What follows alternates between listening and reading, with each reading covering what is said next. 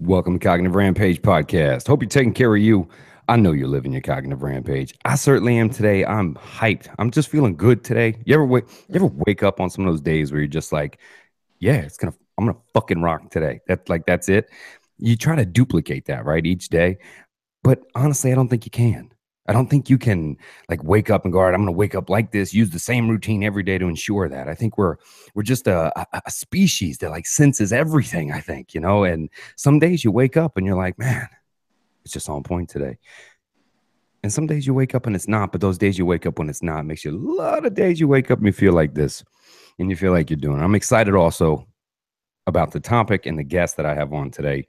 Uh, Welcome to the Cognitive Rampage podcast, Mason Baptista. Oh, thanks. Thanks a lot for having me out here, Adam.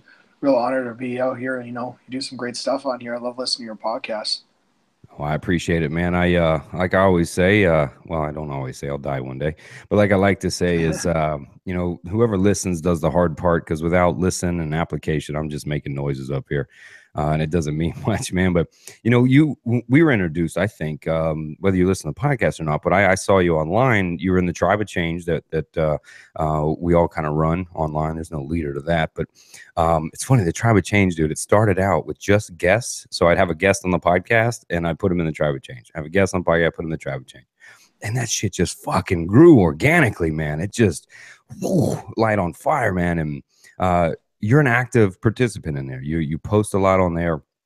You're a rather cerebral cat, and I picked up on it. And I think you jumped on. I think it was athletes depression, right? It's kind of where you and I really started connecting. Yeah, it's I started a blog, and I took a little break on that. But like the blog first, again, same thing like you. I just started putting out information, started talking about athletes depression. I was like, whoa, like Adam, that's a big deal because that is a real thing. And I watch it, I see it, I see it with all a lot of people that I used to play hockey with, and I see guys now like the trends that they're going on and like the things that they're going through, and I'm like, damn, like that's someone who's falling down the same road. Like when you were talking about it with Jack Cruz, when you were talking about it Naudi, when you're talking about in your podcast, I'm like, man, like that's a serious deal, and I think it's something that's not made aware of. Again, it's not there's not enough awareness in there, especially for athletes. So and that misdiagnosis, as you know, is very dangerous. Yeah. Before we start jumping in too deep, just so people know, what's a little background on you? I know I posted, you play hockey, have forever on various levels, but just kind of introduce yourself, the Mason Baptista to everybody, kind of, well, so they know who we're hanging with. So yeah, so well, just so everyone knows, I'm a professional hockey player for the Fort Wayne Comets right now in the East Coast Hockey League. I went to college at St. Norbert College for 4 years, played 4 years of hockey, won two national championships over there. Quite exciting stuff. And now I'm just again chipping away one day at a time, trying to rebuild myself from where I was in college. And again, I've information from functional patterns through the information you put out through Jack Cruz to really start rebuilding my own self. And I have my own hockey business. It's Babs Hockey, and that uses an hockey analytic approach to creating more goals, scoring more goals.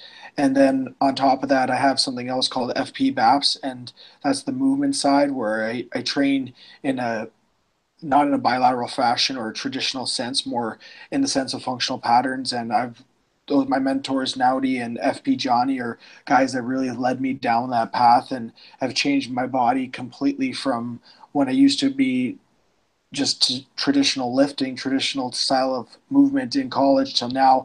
I feel like I'm stronger, faster than I ever was when I was 20 years old. So, and that's kind of a little bit about me right now. Yeah, you played when I first looked up and I saw how long you played. I'm thinking, well, I don't want to tell anybody how old you are. When I saw you were younger than me by exponential, I said, man. And then I looked how many years you've been playing. And I thought, my God, I mean, you've been playing a long time.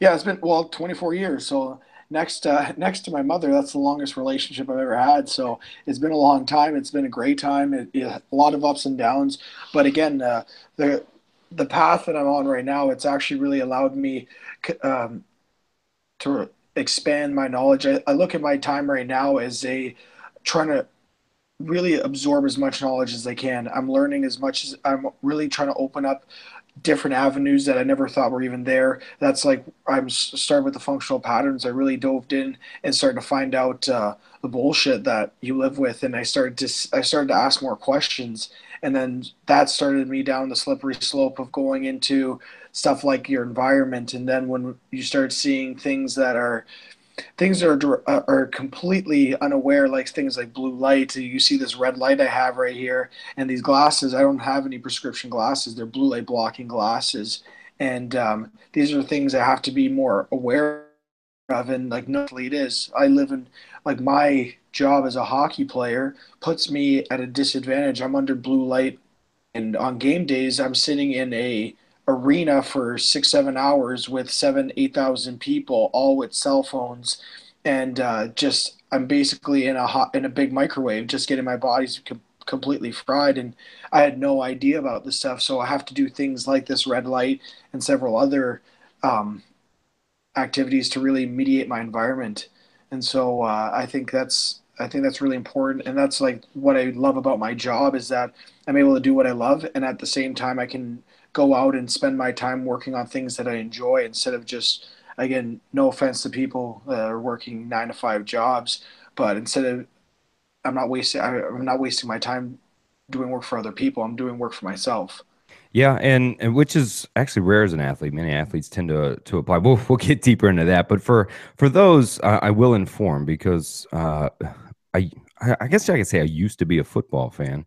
I guess I know of it. I study it now. The more research I've done on the athletes' depression, CTE, these things, it's been hard to be a fan and what it did to me. But for those, I didn't know much about hockey, right? I just didn't, right? For many people that are Mm. hardcore football people, you rarely see that crossover. And for people that are football fans or don't know about hockey or whatever, hockey, for their comparison, is the NFL of just about well, anywhere in Canada, really, but all over the world. It's huge and it's getting bigger here as even soccer is growing, etc. But for those that don't know, I mean, it is a massive full on culture. The full on from whether you're training you as little gladiators as a kid, preparing you to play positions. If you would kind of walk people through the life of a, if you will, bred to be hockey player and the culture of what that's like coming up and on each level, however you want to talk about it, whether it's the pros or kind of that walk that you've had. Well, yeah. So, like, again, I'll start like from junior. So typically, what you'll see is a lot of players from Canada and the U.S. will join. Well, again, after being brought up at a young age playing hockey around the ages of 15, 16, that's where you see the drop off between players that don't want to play and go those that want to be competitive, and they join something called juniors. And so that could be the OHL, WHL, and USHL, and those are in Canada, and one of those are in America. And so players will typically play there between the ages of 16 till 21. And so growing up, I played till I was 21. And looking forward to playing college, that was like the next step for me. And so essentially, I went to school, and then I went to school, finished high school, and then I just played hockey and just trained. And so that was awesome. Not going to school as an 8, 19, 20 years old, it's pretty cool. You get to live the dream essentially. Then I went to college, and that's when the work started to come, real work started to come in. So you're spending 3 hours, 3, 4 hours training and skating, and then the rest of the time is trying to get schoolwork done. And the school I went to is pretty competitive academically as well. So it was a lot of work trying to again make sure I keep your grades up to keep playing. So it was a little different than juniors. And so I did that for 4 years from 21 till 25. I went to St. Norbert College. Went to class every day. You have 3, 4 hours of class each day, and then the weekends were your game days, kind of like football, where it's like Friday Night Lights. It's pretty regimented. And then now I've been playing. This is my third year pro hockey, and now like a typical day for a pro hockey player is you wake up just from 9, you get to the rink at 9 o'clock, practice from 10 till 11:30. You work out after, and then the rest of the day is yours. And so, as a professional, you see some people act like pros, some people don't. everyone gets to do what they want. So that's like the trust of when coaches have to leave it up to those players to make sure they're responsible. And so video game guy. And so like now what I do is I spend most of my day is either working for Baps Hockey where I'm breaking down every single NHL goal into several different categories, or I'm reading different books. So I like the book I'm reading right now is The Coming Age of Quantum Biology. So I'm learning quantum physics and quantum mechanics right now on the side as well. So it's definitely some interesting stuff. So that's a typical day for me here. So yeah. Well, it's a regimen, right? We're trained as small athletes and little gladiators to follow this regimen and this dedication to define ourselves as athletes or high performance athletes, even if we move to the upper levels, especially playing pro like yourself. And trying what I see you doing, which I commend, is planning a life around hockey, not all about it, even though you're not playing it. But my point is, you have jobs, you're thinking beyond it. You're only 3 years pro. You could play another out of 5, 10 years, whatever, on what you're doing. But the point is I see you not defining yourself by this, that you're starting to kind of prepare for that or whatever it is, learning this. You have two businesses that are running as well. Although it's in hockey, it's the same to me. You're not playing, but almost preparing for it. Yeah, it's well the thing about me and I is about like my path is trying to understand who I am, and I learned that I could consume myself too much in the game, and essentially that hinders my game. And you see a lot of this with like guys that have families. They're at the rink for I was their gonna like. ask, when did you realize that? When was that moment when you kind of went, "Oh shit." Oh, what do you mean? Realize what moment? That Like moment when you mentioned that you had immersed yourself a little too much or too deeply into it and kind of realized I'd become that. And I think you started to tell a story, but I was interested in, was there like a oh, moment or was it a developmental process? How did you come to that? it started in college as I because like in juniors being a lot younger you're just playing and not really thinking about it as much, but in college when each game became so crucial because you play significantly less, it was just like I was spending all my time just sitting there just like what did I do in each an individual shift. And it's not like I don't analyze things now, but before I'd spend hours on hours and I'd spend way too much time on the ice. I'd be shooting pucks for an extra 2 hours and then working out for 2 3 hours, and I barely had time for school. And I was like, this is absolutely too much. Like it's consuming. And I had a lot. Thankfully, I had a lot of really good mentors. My coach, my assistant coach, I had some really good captains there. They were like, "Hey, man, you're overthinking it. And that's naturally by like I can understand like myself that I was an overthinker by trade. So I have to do things to really mediate that. And so when in college, it was brutal. And so like in pro, I really had to tone that down and had to really find ways to escape from it because you play 72 games and you're playing 3 4 games a week and you're barely consumed with every single play you did or every single shift. It can get overwhelming and you'll never be able to perform at the highest level. Yeah, when you notice something like that, is there? Because for me, when I kind of, I almost didn't have a chance to prepare. Injury took me out so quickly that there was nothing else. It was just do that. And when I wish I'd noticed, or maybe had the time. Perhaps even I told as a kid, it was like just play football, just do that, or learn a trade, do that Yeah. or learn a trade. I was like, all right, so I'll just do that. Because when that went away, it was just kind of ripped shockingly away. Um, that I think that awareness of realizing it is consuming. Even my daughter did so. She's very good. Played for a while, and up to her senior year, even was looking at colleges, and she basically just went, "Nah, I want my life back." I'm And done. Hmm. yeah, she's like, "Yeah, I'm done. I'll play intramural or something." And I was kind of like inside, I was kind of like, "Yes." Like, I was kind of Yeah. like, I was. Now, most parents, right? You see 80, 90% of parents be like, "Oh, what are you doing? You have to be busy, right? You Yeah. need to be plugged in or busy." You know what I mean? You got to be regimented. And Hmm. I was totally opposite for me, man. I was like, "Thank God." Um, Yeah. do you were starting to tell a story. Do you see how people get immersed or get too wrapped up in it? What have you witnessed along the way as guys and maybe even ladies too that you've seen that have played and fallen out or get too wrapped up in it? Well, well, like where I noticed it at first is what you see this different. You see two stages in hockey where players tend to quit or decide to continue playing. You see it at 14, 15, 16, and then you see it between the ages of like 19 and 21.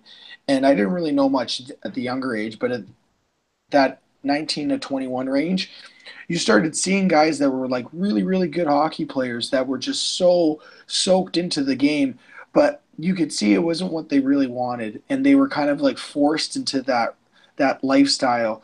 And even now, I see players that I used to play with who are like the top guys at juniors and have just been completely beaten down and are just have like they're done. That's it. And you just see it. It destroys them. It destroys them as an athlete, and they hate the sport. They almost become some of the players. Like it's sad that that happens, but it's because it's so regimented and so structured, and you have to do everything all these particular ways, and it just kills these athletes. And I start seeing it at that age specifically. That's when I see a lot of it from the development side and looking at players. That's like it's pretty dangerous, and so. You mentioned the culture that of hockey, if you will, or playing the game of that culture. Um, Inform, what's that culture like? What's it like being a part of it? What makes them drop out? Or I definitely get the social draw, right, where their talent has got them to Mhm, a place they're supposed to play hockey, right? mhm. And a lot of times they're sold, oh, it's your talent, so it must be your purpose, right? So as they immerse in that culture, take me into the hockey culture for a minute, if you would, Mason. You know what? I gotta say, I don't know much about other sports, but like in the hockey culture, like on the social aspect, it's pretty awesome in the sense that you become connected with a lot of good people, and especially a lot of people that when hockey's over, like everyone seems to really bring it in as a family, and it's like a lot of guys once you start to get to know them, it's a great way to connect with people. I'm not saying that I can't knock that, but like on the negative side of things, like the culture can be very, it's dangerous. Like like anything, like you have to take the good with the bad with anything you do. And so with that good side that comes from the hockey culture comes a very dangerous side where it's very intense. It's a whole different level. When you step in that rink, like everyone knows what's going on. Like you're battling with not with 11 other guys on that ice for create scoring opportunities. You're constant like you it could be your best friend, and it changes once you're in that box, inside those boards, inside that glass. They're no longer your friends, like or even some like I played roommates who are like really good friends, and when you're on there, you're trying to take their head off for crying out loud. It's very intense culture, and then when you look at the regimen and you look at the structure, a lot of that it's so intense because they're trying to constantly top other people. And again, with the explosion of social media, and you're starting to see a lot more everyone's videos of what they're doing. This is what that person's doing. You're getting like this need to do what everyone else is. And so it becomes very overwhelming, and I think it's very dangerous for a lot of young kids. And so that's why as a sales coach, when I try to work with kids, is try to like really separate everyone else and try to work on you. But like the culture is very consuming, it's very intense, and again, it's you have to be really careful, and that's where like it's the job of the parents, the coaches, the skills coaches to really keep those kids in check and not let them get burnt out. Yeah, burnout is huge. I mean, we see a giant rise in anxiety in high school kids and even younger, and it just as our in our society as a whole, really, you see a rise. And you know that my daughter started experiencing it, and I saw her 15, something like that. You know, she's about to turn 18, was 15, probably 16, something like that. I noticed that she would let me know, hey, I don't know what this is. It always arrives. It's funny. Anxiety always arrives to people, and they're like, "What the fuck is that?" They don't get it. They're like, "I'm not scared. I'm not. Nothing's happening, right?" But it was going through it, and her schedule was brutal, man. Like you're talking about, between the studying she's got to do, the coaching, the private lessons, the weekend tournaments, the travel tournaments on the other weekends. It's brutal. And she left, and those anxiety, they stopped. All that stuff went away. And the culture of hockey is very much, sounds to me just like football. It's intense.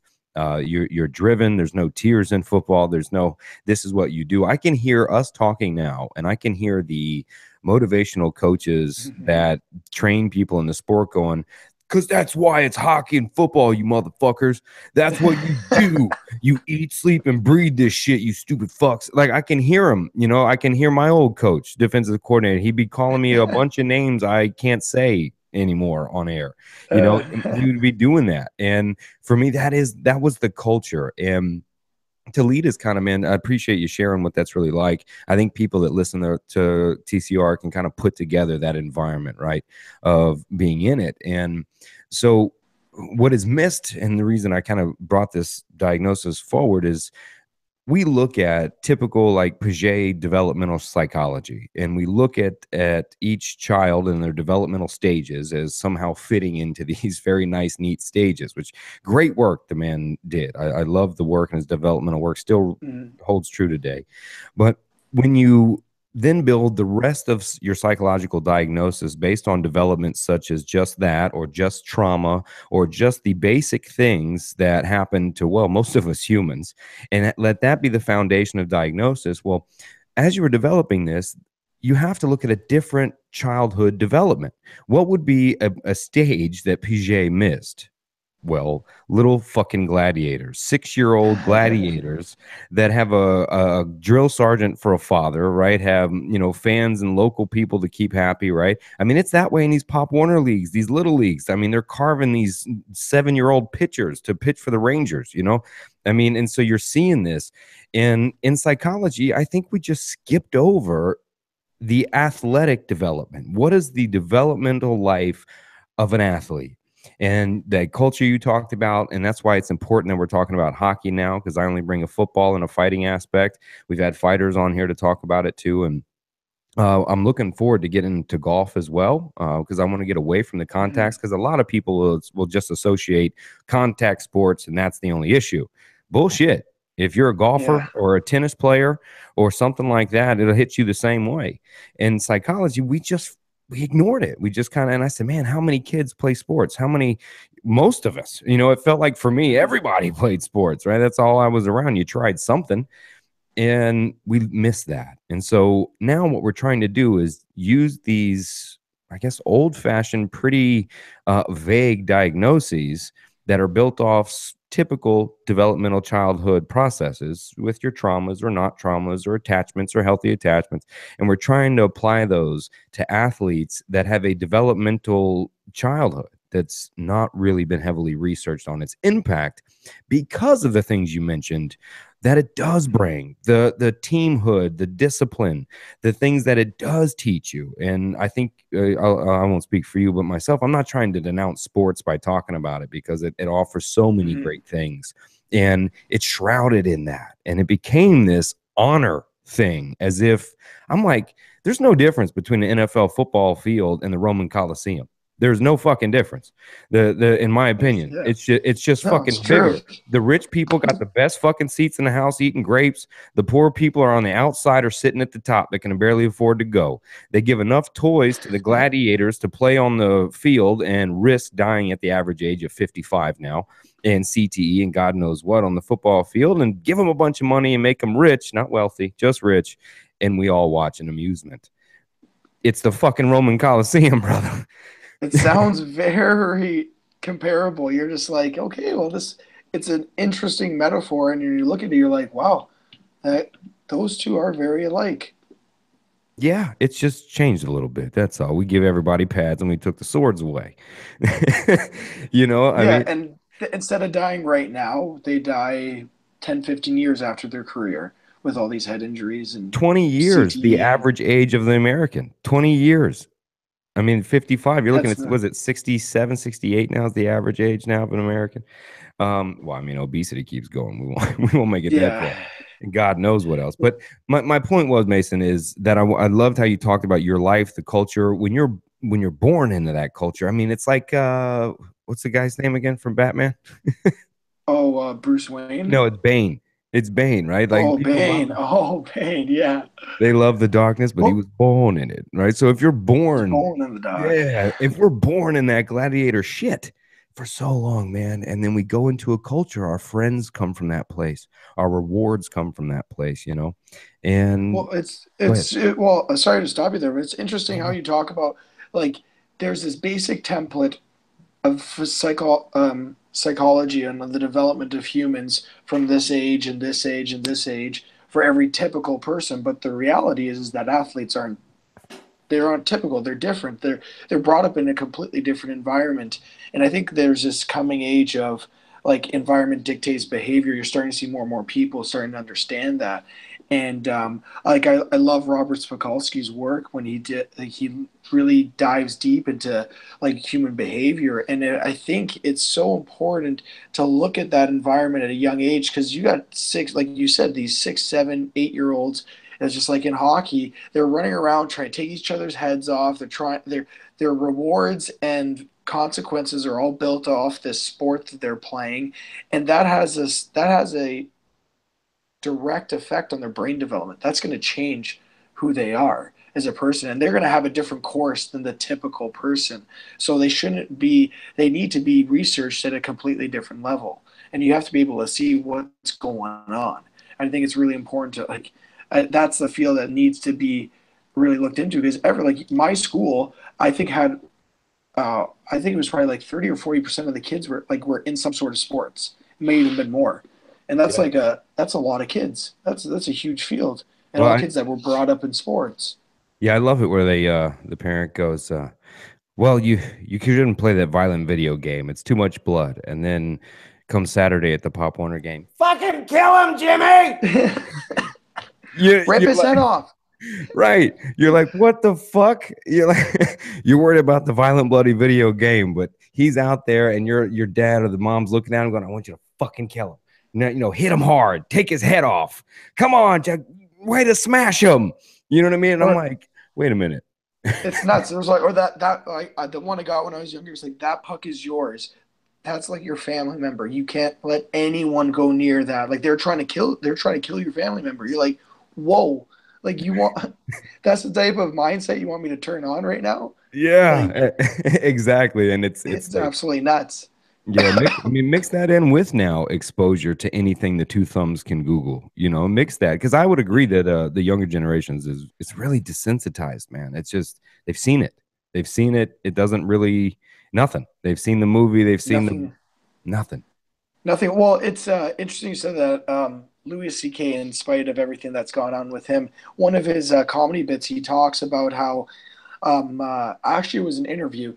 He talks about how kids are so desensitized to all what's around them because they don't have to actually see the emotional effects of what they say or do to other kids because they're doing it through the screen and they're seeing it through nothing's like real anymore. So they don't even care like what they're doing. They don't care what they're saying. They don't care what they're causing. They're so glued into these cell phones. It's outrageous or like social media, Well, essentially. well, well, here's the answer though, Mason and Adam. That's why we put them in sports, so they socially connect. And I would say yes, agreed. I think that was some of the best memories I have is connecting with Mhm. my friends. And hell, we're still old farts. We get together and somebody brings up, remember that one thing, and you're like, yeah, I do. I feel like Al Bundy, talking shit. And but it bonded us when we go to camps together or whatever, certain games. So it did provide that, and that's something that's positive that comes from it. Well, yeah, no, there's great things that come from it, but think about once you become immersed in that culture, that's all you're open to, that's all you're doing. And so of course you're going to have good memories from that. And so like I think parents need to open up the avenues and allow kids to play different other sports or just go and do something else. Like they just don't have to play sports all the time. Again, it doesn't need to be this crazy regimented system where kids are completely consumed and absorbed in one sport or two sports. It's like let's move away. There's other things that you can do as a kid. Yeah, and you know what it's for, right? It's the scholarship. It's the Oh yeah. fucking dreaded scholarship, dude. I have these interviews. I haven't aired them yet, right? And I don't know if I will. I'll probably have to now after after I say this shit. But anyway, I'd be at my daughter's volleyball big, I forgot what they call them. Anyway, they're club tournaments. Anyway, they're huge. And we're out at Disney at this massive one. There's probably, I think there's about 3,000 girls there, 3 or 4 different age levels, right? Every college under the sun is out there. Penn State, Texas, Mhm. Florida State, Wake Forest, they're all recruiting. And well, in between games, I kind of was like, you know, I want to know something here. Because one, this shit was expensive, brother. I mean, kicking out 5 grand a month. You know Yeah. what I mean? For that's just club dues. They don't even Oh give a shit dear about God. they don't even care about school anymore. They don't give a shit. Girls sit out school seasons once they have scholarships, or they care about the club, right? The club shit, it's a whole subculture of psychoness. But anyway, I got bored and I kind of turned my phone on. Can't even imagine. I think I was hosting for ESPN at the time. So I kind of, that wasn't doing anything, but I figured I'd get him to talk to me. So I kind of cut on my phone and I start recording. I found the top recruiters. I had Penn State, Florida State, a couple others, Missouri. And I talked to him and I said, and a lot of them were the head coach that were there with the recruiter. And I'm like, so we're talking a little bit. And I said, so tell me some things I don't know. And they were actually pretty neat. They told me, look, we know the girl can play. What we're looking at is how does she interact with her parents? And we watch the parents because a scholarship is not only with the kid, it's with the parent. And if we're watching how the parent Yeah. is, they said we watch what they give the kid for lunch. That's what we're looking at, what the kid's eating, how their attitude is. We see them play. So I said, okay, that's cool. So out of these 3,000 girls here, how many are going to see a Division I court for real? What do you think, Mason? 3,000 girls. Ugh. I don't know. I'd say like what, 100, 200, maybe a little bit more. Six, Six. six, fucking Oh dear. six. And Ugh. I'm going, wait a minute, 5,000 that kid, 5,000 that kid. I'm going, fucking for the scholarship, fucking six. Now I said D1 court, and I said, all right, D2, I'm bringing it Yeah. up to like 20. The highest is like 20. And I'm still going, what? There's like 50 of these going on all over the country right now, you know. And I Oh just started doing the God. math, looking what the all for this scholarship, this coveted scholarship. And I mean, those kids get lost in it. The parents get lost in fighting the scholarship. And one parent I interviewed the top parent of the best 2 girls there. He doesn't even see his daughter 3 nights out of the week because she practices with the Tampa team. So she spends the night in Tampa half the week while her family's in Orlando. You know, and I'm going like, what the fuck? You know, I just yeah, we call them our second family in Tampa. You know, our daughter stays there half the week. And I'm like, I just, it's so much, man. I don't know how I got on this fucking tangent, but it was about Well, no. chasing the scholarships, I think. Well, yeah, no, the scholarship idea, well, it's certainty, right? And all humans look for certainty. It's like it's psychologically, it's born right into us, like from like where we've evolved. Like certainty is what we need, and when we see anything uncertain, it's scary. So that scholarship, it gives you that feeling of, okay, if I get this scholarship, this team's gonna, they really want me, and they're gonna give me the right opportunities. They're gonna give me everything I can to succeed. And the problem is like when you see the game's kind of loaded, like you just said, 6 people out of 3,000 girls with 50 of them across the country, and you're going like, okay, and either I've got the wrong way, I've got the wrong outlook on how I'm going to get this scholarship, or I'm just in the wrong sport.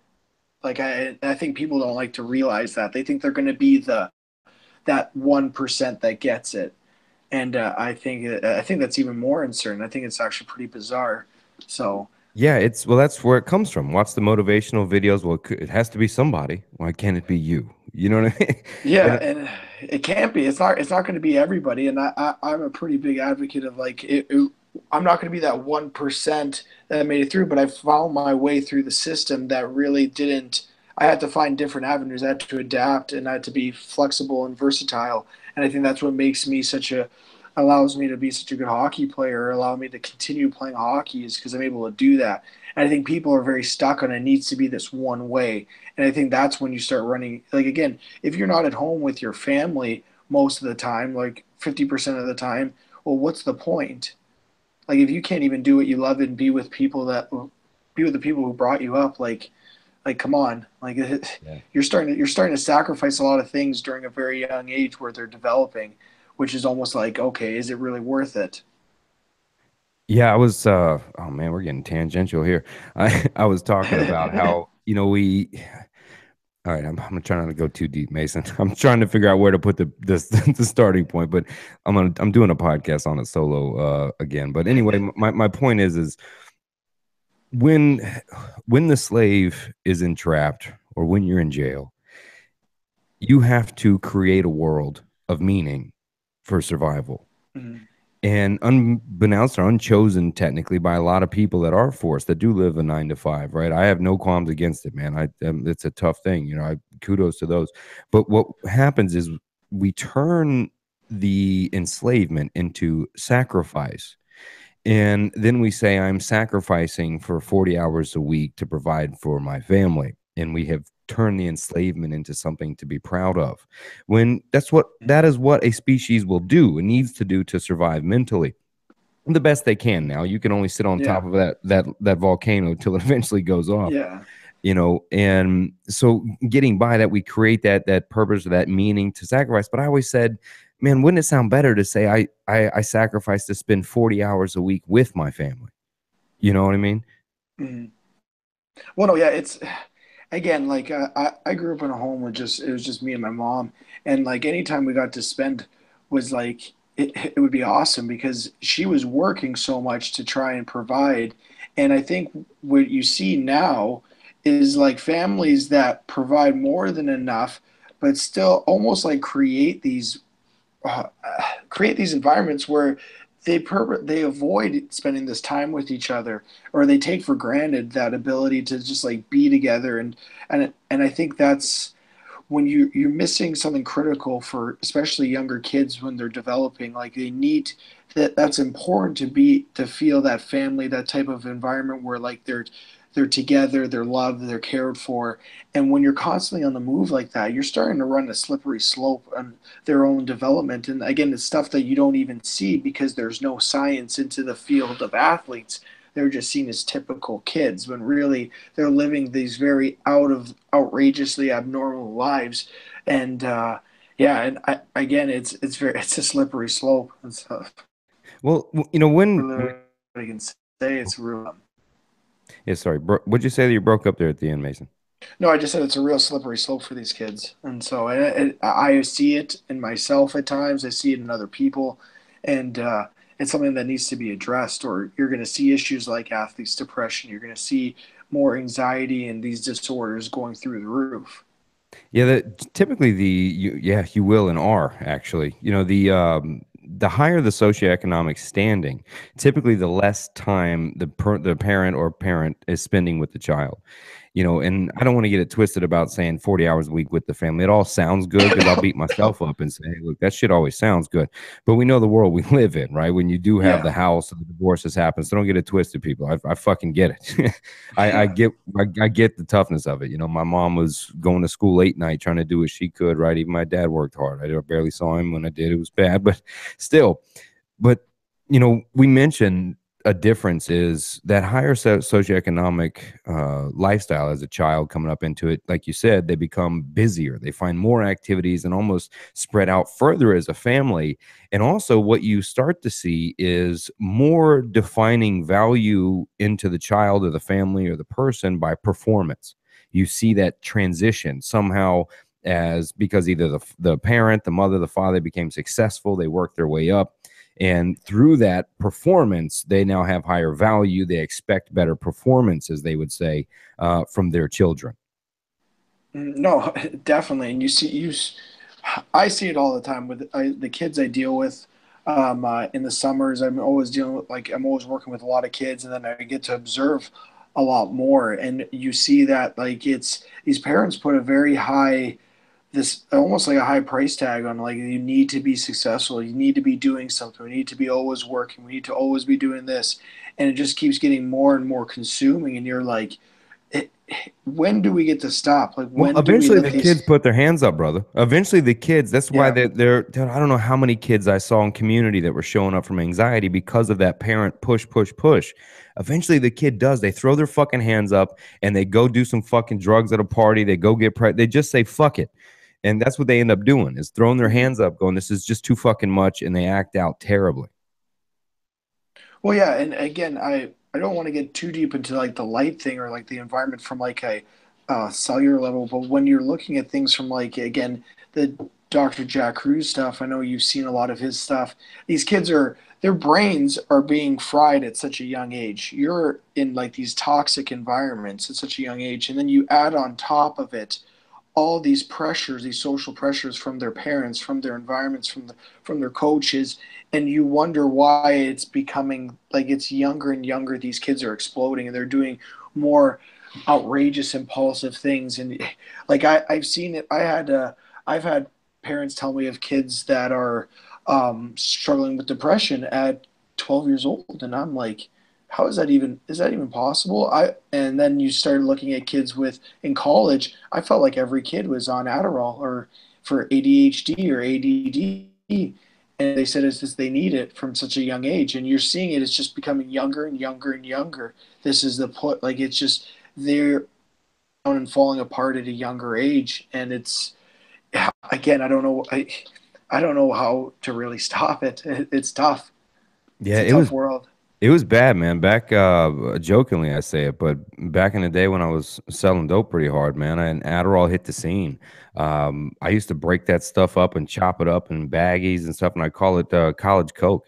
And when it Yeah. first hit, that's how I was selling it, man. I was like, "What the fuck are these kids doing, man?" You know, they were going. It was nuts for it, man. It was wild. Well, in college, it's a commodity like that. It's a something you're seeing almost more than dope now. Like I see it all the time. Like you see kids in the library, they're just dealing legal drugs in there. Like you see it in all. It's been in different schools, and you see it all the time, and it's just become a necessity to keep up with the environment that they're in. Yeah, and add on top of that the sports environment, the cultures we've talked about, the expectations we've talked about. I mean, couple all that in, and you wonder why these athletes fucking lose it, man. Yeah, like example when I was younger.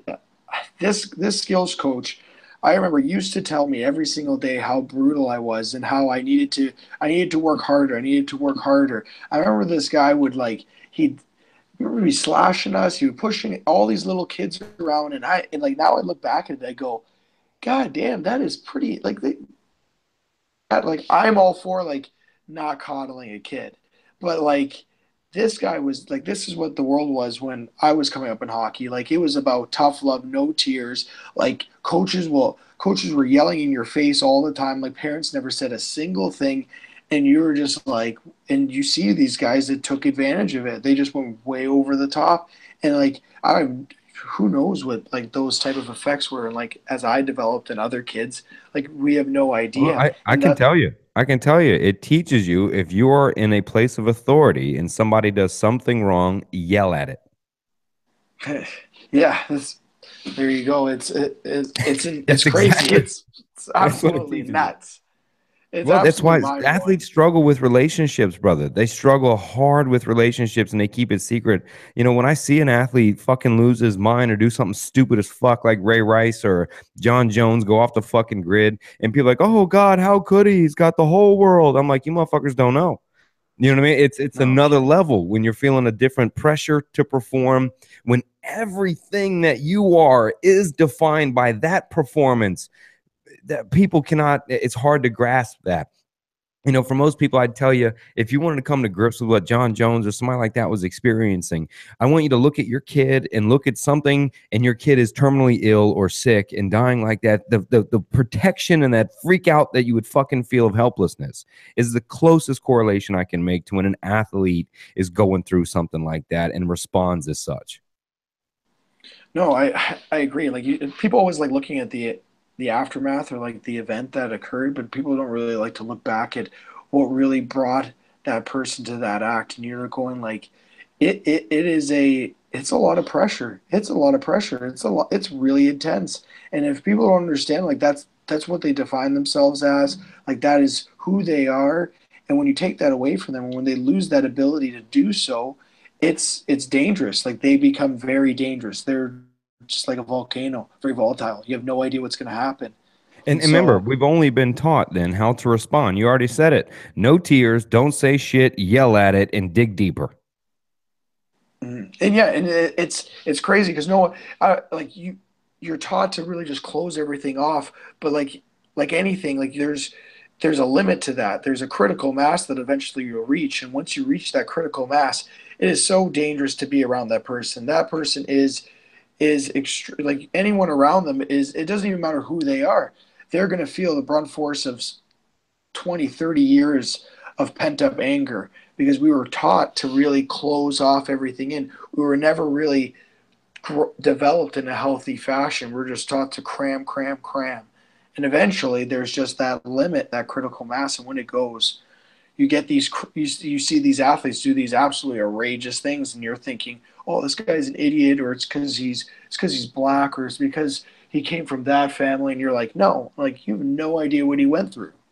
Right. Or So, and the idea biologically, even what's how we respond. If you take an organism like us, as we know, is so influenced by our epigenetic, influences, we're raised in those gladiator environments. That's all we're taught. And you brought it out, Mason, is the truth is we can't say shit. There is no tears, there's no hurt, there's no fucking fear.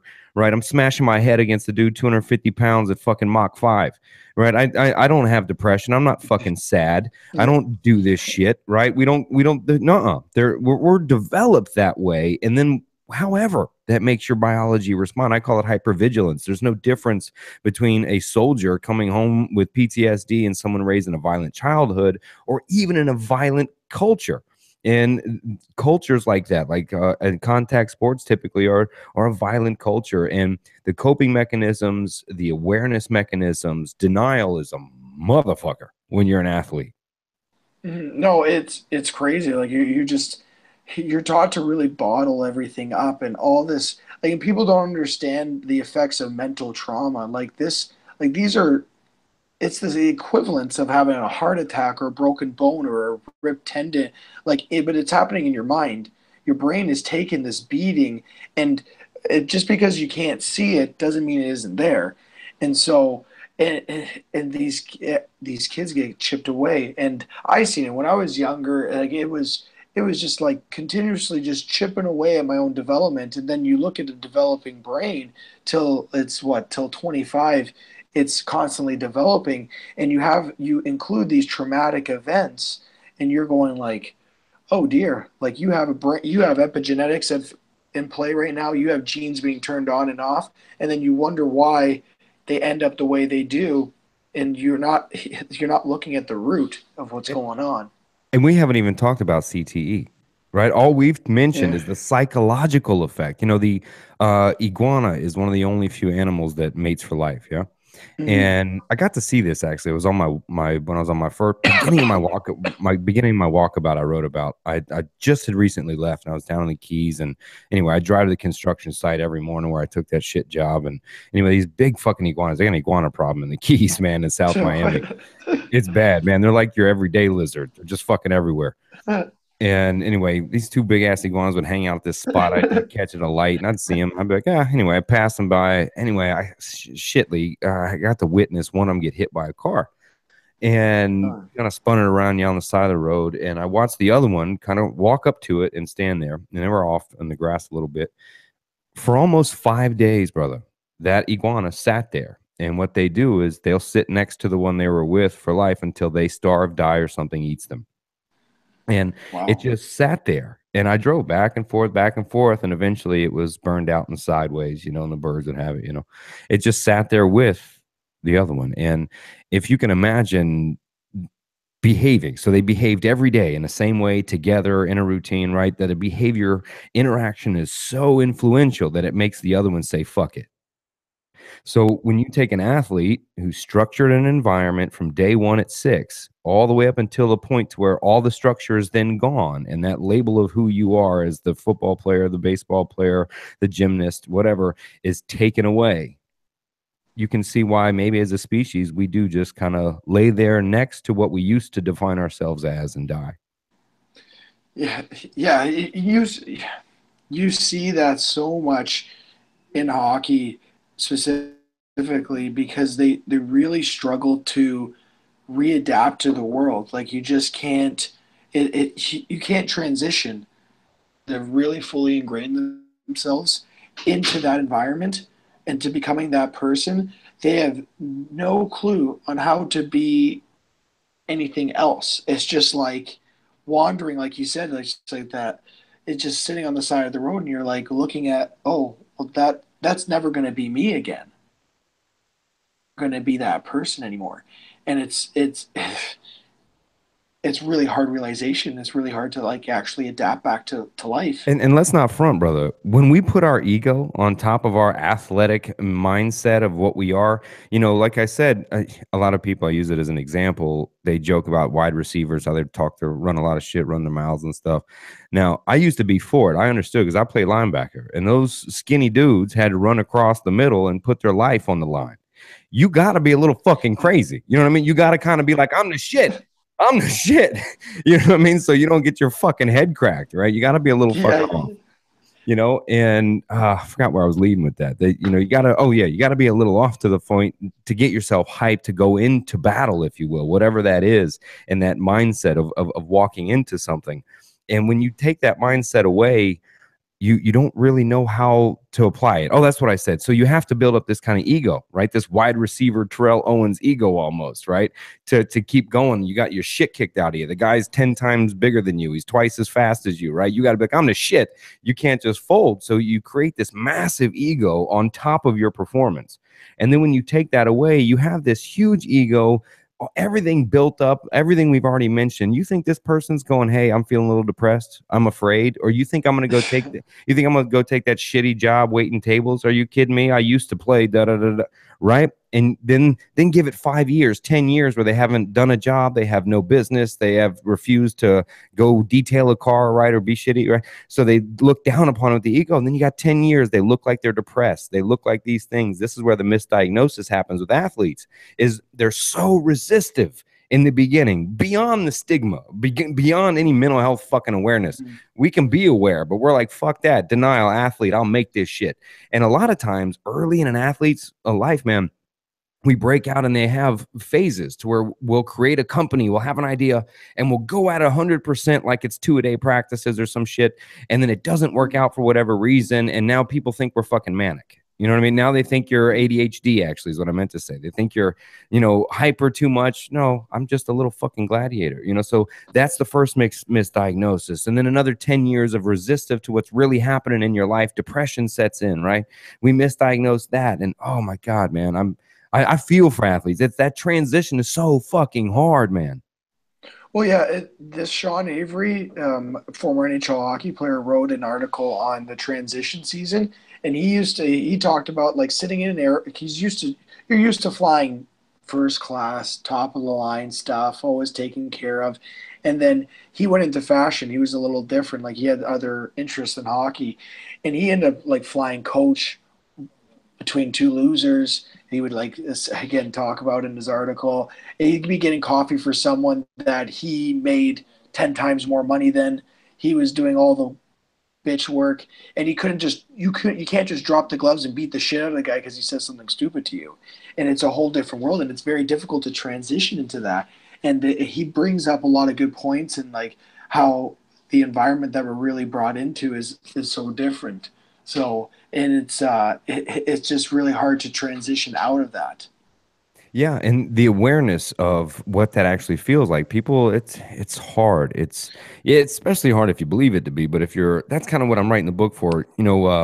And now I don't want people either listening to think all we're talking about here are athletes that made it like to your level at a pro level. Mm. Nick Leonfelter, who's probably I was going to see if he wanted to sign on with this one at the end, but his co-author in the book Athlete's Depression with me, and he did some research, ran a survey and some things, and what we found is it didn't matter whether you played to high school or 4 years into pros. The same effect of a mental health illness applied to you as you were an ending into a high school athlete or 4 years in the pro athlete. No, yeah, that makes sense because those athletes are still brought up. Like I said, the first big transition you see is like between that 13, 14, 15-year-old age, and that's typically 10. That's like 10 years of playing the sport already. Like those are ingrained patterns that are still going to be hard to. It's going to be really difficult to break them, and you can still see side effects later on, like you said, and you're going to see those kids, because they figured they couldn't do it in that, they go in something else and adapt the same mentality and just move it to some like this other field, and they just keep going through that same cycle. Yeah, and they don't reach for help. Almost tell a Marine to not be a fucking Marine. You, Yeah, you know what I mean? They're not. good It's no, luck. not right. It's not happening. That's what you're telling hockey players, gymnasts, football players, basketball players, even golfers, tennis players. You're telling them that when it's over, right? Is to just all right, forget that, and just move on with your life and get a job. And people are like, "What the? You don't get it." You know what I mean? It's hard to make that transition for people, and a lot of people have no sympathy for it. Honestly, they look at it and say, you made $1 million, or you had an opportunity, you got to play. I only played till I was in seventh grade. They look at it and they cast that, and even the athlete then absorbs that and goes, you know what, you're right. I had a great story, so I should be performing well. I should be doing something Yeah, great like I used to. yeah, and it's so hard to really wrap your head around that, and the people don't understand the investment that athletes have put in for such a long time. Like I told you, I said I've been playing hockey for 24 years, and that's next to my mother. That's the longest relationship I've ever had with anything else. And so whenever that time comes, I have to, again, I'm trying right now to really become self-aware, put myself in a position where I don't have those side effects. But it's very hard. It's going to be very difficult when you tell someone who's playing college till 25, they played hockey for 21 years, and tell them that it's over. Like, how do you just like abandon 21 years worth of like drilled regimen schedule and just put it away and just think like, okay, I'm just going to move on and start all over again. Like Yeah. it's not realistic. Hence the conundrum, right? Is to be that top performing athlete, right? We got to do all the things you and I have joked about, right? Which is tear their head off, put the extra 2 hours of puck shooting in. You got to do all this, drive, perform that way, but somewhere deep inside, be aware that all this will end one day, and you'll have to stop. I see it very similar to, let's say, a 30-year marriage, and all of a sudden one of them just goes away and divorces, right? Just leaves. It's like that iguana. It just changes all of a sudden. And people don't, until you're there, if you've loved the game as much as you have, Mason, with hockey and other players I know for other sports, unless you've defined yourself something like you said. I love the way you said it, man. It's the fucking longest relationship I ever had since my Yeah. mom. Yeah. Well, And if, yeah. yeah, people don't really see it that way, and like especially like I noticed this in college. Because in college they're like, oh, like you're gonna they'd always question a lot of people that didn't play sports. They'd be like, oh, why are you gonna keep playing hockey? And I was like, well, you gotta understand that like this is a big deal for me. This is almost like a family member. Like that's how I get the relationship such a long time. It for me, I felt like okay, it'd be unfair not to give it an opportunity to try and keep playing. And so Mm. but like even when and then when guys that Talk can't about that play. mindset, Mason, before you go off. Talk about that mindset, man. I like that point. Well, like it's hard for like it's from such a young age you build this relationship with the sport. And again, I don't want to really create this idol of a like hockey is like a person, but the reality is you put so much time and sacrifice and investment into it, and you see the ups and downs. You're developed in such you're developed through this sport, and as much as you don't want to define it yourself by it, it's still a part of you. It's a huge part of you. And to me, like it's I cherish that relationship because of all the good things that it's brought me. And it's hard for me to think like at some point I'm gonna have to let that go. At some point, it's gonna be this like it's almost like gonna be like losing a family member essentially, like because it is a big deal to me. Like I put everything into it, and so it's just like with someone else, they invest everything into a business or Like that uh, 30-year a, marriage.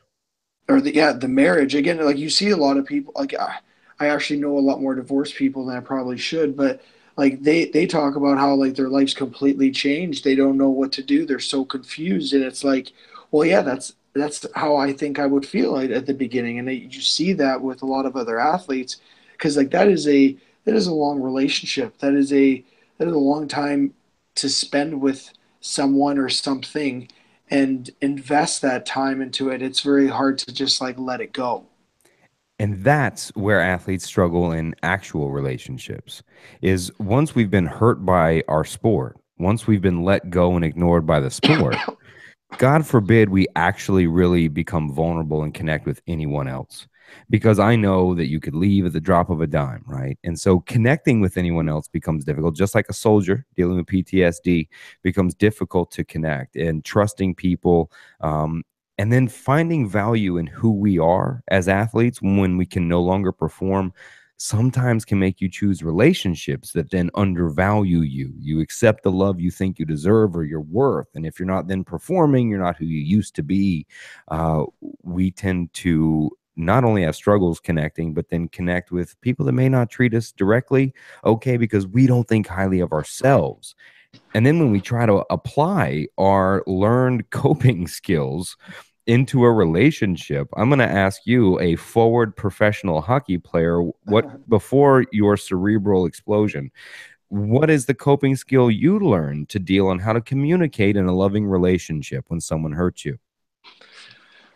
Shut down. I try to avoid people. Like it's crazy. Like and I still do it at times. Like I'm not in a relationship right now, but like it's when I was in when I was younger, it was like, okay, we just need to shut all that stuff down. We need to push all that down. We don't need it. Like we don't need to bring any of that up. If you feel vulnerable, no, that's not good. That's not good. We don't want to do that. That'd be terrible. It would make us look like we're weak. And that's how you adapt to relationships that way, and you adapt those type of those type of habits and coping mechanisms into everything else.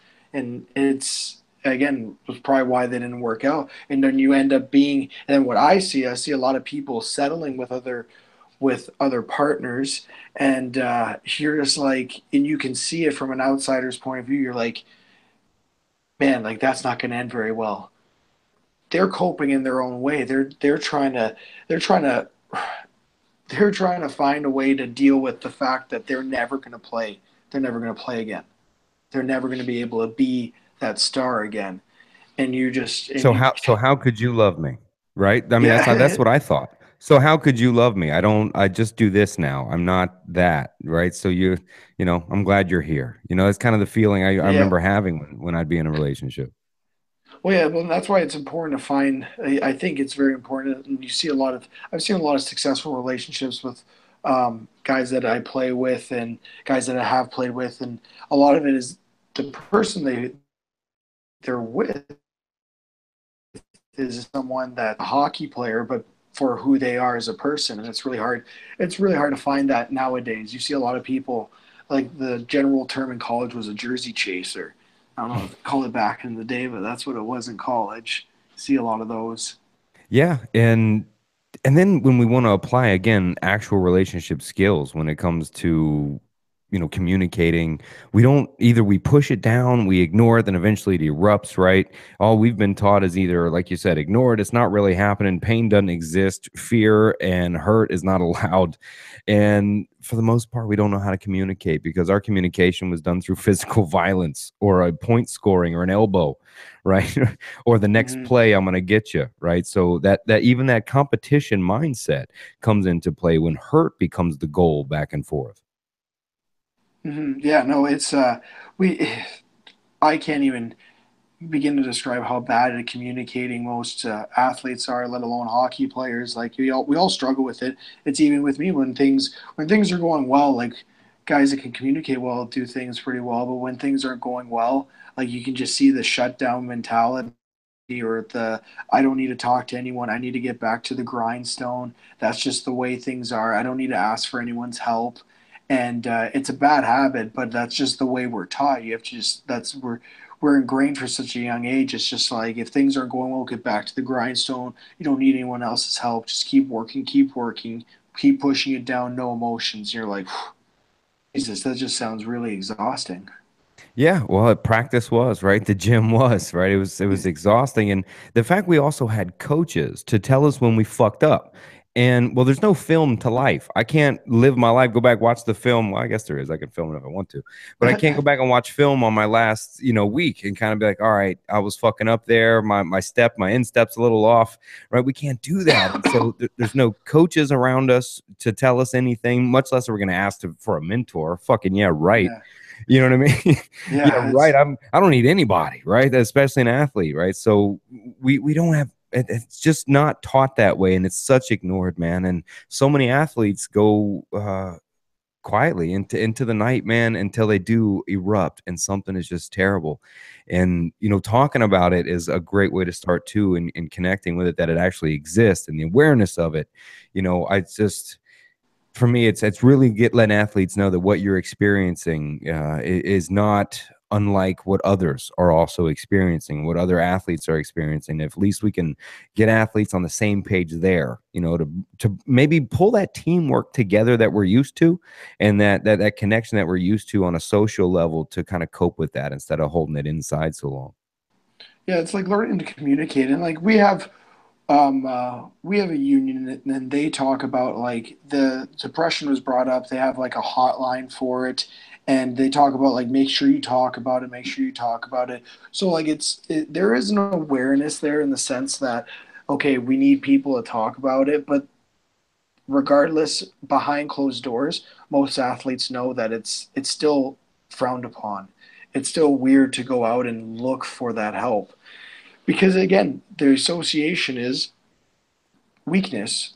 If you need to go get help from someone, or that you're any type of mental disorder is associated with, oh, that person's broken, or that person's weak, that person can't handle the stresses of this environment, so they're going to be weeded out. And it's just like, okay, well, that just means I don't think it's ever going to be fixed, essentially, because just it's so culturally ingrained in the system. But I think bringing awareness is at least one good step. It's one first step forward into trying to again change things. Yeah, I think I know, at least for myself and a few athletes I speak to. I'll ask you, Mason, how it was for you. Well, because you're still playing, so we can't get into it too much, man. We're gonna have to definitely talk in the next 10 years after you've Mm-hmm. hit the Hall of Fame, etc. But what I see, Slowly chip away. yeah, for now, what I see a lot of athletes, right, that um, it's trying to replace the adrenaline, right? And I'm trying to give some athletes a little help, kind of a lean toward what helps from the beginning. I spent a lot of fucking time trying to replace Saturday game days. I just spent a lot of time, and what that led me to was drug dealing and robbing dope boys, and without mask, not giving a fuck, Mason, just doing crazy. Somebody shoot me shit. Just trying to get that heart level up to what it felt like on Friday nights and then Saturdays, right? And trying to find that. And the problem that was in that is you can't. And that's also the beautiful part. It's like if you have this one experience, it was so great. And then you have to put that on the shelf and go, I can't find what repeats that shit. And my problem is trying to find things that give me that exact thing. I can't do that.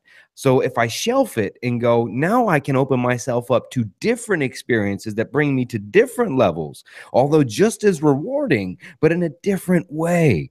And then being able to let that go and then look back as the Al Bundy and go, hey, I 17 touchdowns, 7 touchdowns in one game, right? That look back at it and talking if you want to and laugh over a beer with a friend or something. But shelf that and don't try to duplicate that. Well, yeah, that's really difficult again. It's hard because like once that happens, it's that adrenaline rush. You want it to keep coming back and keep coming back, and I noticed that with college, essentially, like when the way we won in college, like when we won those championships, they're nothing like championships at the pro level or like in juniors, even when I was younger. The way it's just done in a completely different way with like this one game elimination and the way the team comes together, like it's just, and you have guys that are together for such a long time, you don't see that in the pro level. And so you have to like accept that that's never going to happen again. Like that's just not things like other ways of winning or other things in life that you accomplish will be fulfilling and will bring something else. But you don't, like you said, you have to shelf and put that away and be like, okay, that is an that's an amazing, unforgettable memory that's going to be there. Nothing's ever going to mimic it, but that's I'm moving. I have to move on, and so you don't see that now. And like athletes don't want to move on; they want to keep feeling that. And that's again like what you said.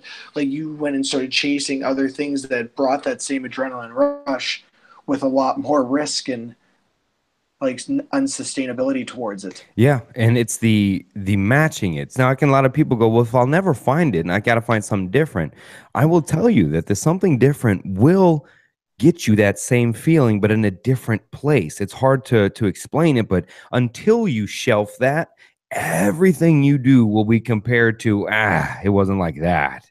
It wasn't like that one game or that one season or that what that felt like. And then you're not even able to appreciate. I used to say it before I got some progressive emails that I'm not allowed to say it. But this is the Cognitive Rampage, so fuck it. I'll say it anyway and email me more. Uh, I used to from a guys, and now mind you, I'm talking to athletes, right? So I'm probably gonna get hit up for somebody sexual harassment, some bullshit. No, but as a guy, you're hanging out. We've all maybe met that one, person. Maybe girls too. Fuck it, they do too. What am I crazy? You met that one person. You had the greatest fucking night. It was just thrilling. It was a spiritual connection, sexual, right? It was just fucking awesome. And you parted ways, and you never really traded numbers, maybe, or you just got too busy. And maybe you spend the next 10 years trying to find that connection again, and you're open to nothing. And until you shelf that and go, man, that experience was awesome, then only can you be open to the same level in a different place with someone else or something else. No, for sure. It's a good analogy. Everyone, most guys can like at least attest or understand what you're trying to say, and it makes sense. And Oh, there's girls some do as girls out well. there. Don't So get it twisted. There's yeah, some girl yeah, like, yeah, I married this fucking guy. But there was that one guy. I was in Hawaii, 1993. Right? They got that story too. That ain't bullshitting me. well, yeah. No, everyone's got one or two stories there. So, but like again, like you have to put it away. Like that's just like it's if you don't understand that there's these moments are all categorized differently, and they all feel at a different level, and like you just if you instead of trying to mimic it, just appreciate it and move on. Like it's okay. I love this. This was awesome. Now it's time to find something else. Yeah. And the skills applied Mm-hmm. too, because what's trippy, man, is wow, I can't give too much detail, but someone I know, let's just say my brother, worked for a company that was, there wasn't Apple, but let's say the Apple of a different industry. We'll just say that. Mm-hmm. Um, Cutting edge boardrooms, owned bars. It was just legit. And he was working for them as a consultant. And he would help hire salespeople. And these were like coveted sales jobs. Like you're walking into something beautiful. And there was a question about collegiate athletics. If you checked yes, you played, you were automatically cut from the roster being hired. They refused to Wow. hire collegiate and or professional athletes. They stayed away from it. And now these people ran computer programs with psychology, personality exams, etc. And they would grade these things using all the top stuff they could. Now, the statistical data is always off typically, but for the most part, the best computer programs and tests they could. And they actually hired people that tested off the scale, not as so-called the normalcy. They hired people that were a bit OCD, a Mm-hmm. bit go, go, go, right? They love that lifestyle, but athletes or an athletic, no matter where you tested, done. They didn't bring you on because they considered you as pampered. You needed to be told what to do. You couldn't organize your own structure and training time. And more than likely, because you don't get the glory from it, you're going to quit performing in a short period. Interesting. Wow. It makes Because sense. money did not motivate it. That was the thing. Money did not motivate the athlete. So this was a money motivated company. Perform well, brother. Mm-hmm. You got a house on the inlet on the water, right? You're doing good. So the athlete was not motivated by the sales bonuses, the structure of what made that little bit off odd person perform very well. The athlete Mm-hmm. would then go, I'm not getting any glory here. I'm signing contracts. You sent me, I got a little cup watch reward thing, Yeah. right, sir? I got some money, but you're not getting that glory, if you will, in quotes, that you used to feel. And athletes will quit and they'll go to the next job and go to the next job, trying to replace that feeling. And yeah, it's funny how you say that because like we always get talked about how jobs and how they sell sports or is like Oh, employers love athletes or love collegiate athletes because they understand teamwork and all this other stuff. And it's interesting that you bring that up because again, you never hear about the other side. There are employers out there that go like, I'd rather not have to pamper this guy, or I'd rather not have to deal with this person who's used to just being with a team, and I need someone that's again that's going to be like OCD and be super structured in that sense and be motivated by money rather than glory and fame, which you this the job clearly can't No, replicate. no, a sales job for that company. Your glory is the yacht you can afford, possibly, you know, Yeah, with your bonus check. But as an athlete, you're like, if I was making the pro salary in the yacht, I'd feel yeah, better, right? But other than that, fuck that. You know, give me the ball, give me the puck, give me the yeah. moment, right? Give me the last one for gold, right? Make me that person. Mhm. Well, yeah, they want it's true. Like you just want to mimic that environment. Essentially, you want that's how it's more comfortable. It's easier for you to just transition back into life, and so or yeah, so it's interesting to see that. You know, you know what, Mason, this is perfect interview, like to walk into this, man. My camera's out for a second, but I want to walk in. Let's explore it, right? Because Gabor Mate, right? Gabor Mate would talk about addiction, and he would say that, well, what are they getting from it, right? What are they getting from that moment? And I haven't done this live on air, much less maybe in my own mind writing a little bit, but as a pro athlete yourself, right? You know, what are we getting from that Friday night light, that fluorescent ice ring? What are we getting from the cage, right? The octagon? What are we getting from the tennis match? What is that feeling? What are we getting, man? What are you getting? Maybe you speak on that better. Mm. Well, yeah. Well, I know when it's game day. Game day. It's as soon as I wake up, you feel that instant jump in, that pep in your step, and you're like, I can't wait for this game because again, like that adrenaline rush. That is like one of the biggest things you get from it. It's just this crazy adrenaline rush. You're like, I get to go out there and I can just go bang some bodies, shoot some pucks. Again, like it's you get your heart rate going like nothing else. Like that's kind of the first and foremost thing I get. I guess like when I'm able to perform, when you're performing well, when you're doing the things that you've been practicing, it's an unreal feeling to be able to do that and be able to like execute some of the things that you've been persistent on trying to develop. And then like the team atmosphere when you're like one of the best feelings, and it's a weird one, like you don't really hear a lot of glory in it, but it's like when you block a shot in a game and your whole bench just goes like hooting raving. It's one of the best feelings you can get in the game. It's unbelievable. Or like you get a puck out in that last couple seconds and you win the game.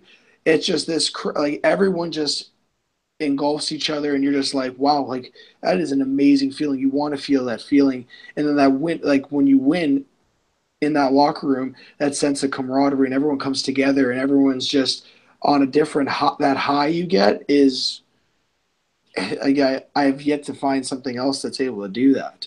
You won't. So what I Yeah. heard, I and know. which is kind of cool, is well, you might. I can't say that. That would be irrational. So Eh. I can't.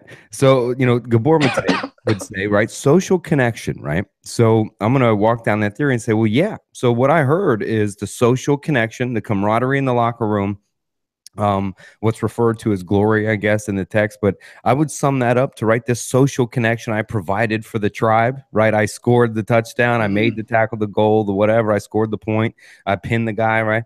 You know, so it's the social acceptance and perhaps maybe a performance or a delivery, a service to others in a hierarchy fashion. Mhm. Well, yeah, because then you got your coaching staff and your GM and everyone, and you make them all happy. They come in and they're hooting and raving inside after a Love and win. acceptance. So Yep. love and And acceptance. We get love and acceptance, social connection, love and acceptance, a brotherhood feeling. mhm. And you just like you feel that social inclusion, which is like directly linked into our biology, and it's just like wow, like I'm accepted, and that's what you get when you win, and that's what you get when you come together as a team. It's just that, and that social inclusion, which is hard to find in your everyday job. Like I have buddies that I talk to from time to time here, and they talk about how it's nothing the same. Like you don't get that social inclusion in your job. Like you might make some friends, but they're not the same as that locker room. Because I think it's because you're not conquering a fucking thing together. Now you put a sales team together and watch, they make the sale, they'll celebrate, right? Woo, we fucking did it, right? But Yeah. as an office group, you're kind of like, what the fuck are you doing on Sunday? You know what I mean? Where Yeah. that's I bought a new lawnmower, man. You know what I mean? That's kind of become the discussion. There's no conquering of something as the tribe. All right, so we're missing that now. So we have social connection, camaraderie, love, and acceptance, providing and service for the tribe, and a conquering of an objective with a group. Mhm. Well, yeah. Well, you nail every single category there. I'm No, trying to you think you of. are. Uh, I'm just reiterate what you're saying, brother. yeah, and so like when you, it just that is like why you play. Like you play because you're able to get all those things, and then from like your individual standpoint, you feel accomplished. You feel like you're able to reach those type of goals that you set yourself up for such a young age. And An it's so like internal, we get an internal success and a definition of personal value. yeah, and then you get that good. It's an easy feedback mechanism that you can like, again when you go off and you do those things and you're playing that game and everything's flowing right and you're just like it. You get that feedback. You're like, wow, okay, this is good. This is good. I like it. I like it. This feeling is awesome. So I'll add one to it. That's seven you've named so far, but I'm going to add an eighth one to it. Something I used to get uh, because I wanted to be anywhere but the fuck home in my violent house or around what was my home life was like. I wanted to be as far away from that as possible, and think about it as less as possible. The more that's why I got so fascinated with Stephen Kotler's work and Flow Genome and the Rise of Superman and Stealing Fire because I wanted to know. And what I got was those I know now were those moments of flow where my brain shut down when he said hut or 12 or whatever the fuck the snap was on. Between that time and the time I hit that dude or I got hit or I walked back to get the play call from the coach, I didn't give a fuck. I didn't think once or twice about that abuse, that fight that I was going to get screamed at, or that time I got hit, or whatever. Right? I didn't. That for a moment in flow, I was safe. Even though I'm on a fucking Roman gladiator field, I'm feeling safe. How fucking psycho is that, right? That I'm saying, hey, I got safety and security on the football field. What the fuck? That's insane. well, yeah, and I actually I have a blog coming out on that very thing where you're talking about it, like flow. But I like to say it's more of like freedom. Is like when I step onto that rink because I know like my lifestyle when I walk around. I got these glasses on. I got red light out to protect me. I'm staying away from microwaves. I don't have my cell phones in my pocket. People are. I don't trust a lot of people. People are always trying to like just they're always putting you down. They're always trying to push their agendas on you. Like you, this is the world we live in. We live in a very toxic world. I know that. But when I step on into the rink, an association with freedom because I go, I don't have to deal with any of that. None of that matters anymore. For that 60 minutes I go out there, when I go out for practice, when I'm out there and just working on my skills, I don't have to worry about that. I don't have to worry about any of those toxic environments. I don't have to worry about all these people. I don't have to worry about any of that. I'm free for those moments. And again, it's pretty crazy when you think about it. I'm free inside of a Roman Colosseum, essentially, like your own makeshift Colosseum. But that is freedom because you're in control of everything. You're in control of your environment now. I don't have to worry about all that stuff anymore. Yeah, man. I mean, that's 10 things that we get rewarded with by the sport that most people try to live their entire lives to connect and well, keep their whole lives, right? And hold on to. And then all at once, if you will, if an athlete is injured, fired, or whatnot, or it's just over, or high school, you graduate, right? No one signs you, or you decide not to. All of what we just mentioned, poof, Goes away. fucking gone. Poof, and they go, well, just get a job and you'll be fine, and meet a nice woman and have a kid, and you'll be just fine. And they just keep filling their lives with all those things and think and don't Right, fill the gaps. right. Oh, You'll have a be. kid, have a dog, You're right. Well, here's the get thing. have a house. Well, here's a flip question that I want to do. We added these 10 things, and well, two part really I'd add to this is I can tell you what, bro, when I was getting fucked up and I was selling and all that shit, I got every bit of those things we just talked about. Every bit Mm-hmm. of those things. I got love, acceptance. I even got money. We had a goal to hit this robbery, this lick to rob Bill Boy. I never robbed so-called innocent people, only robbed drug dealers. right? That was my fucking rationale at the Yeah. time, right? So we had a goal, we accomplished it, we had a plan, we had a group together, love, acceptance, and then guess what?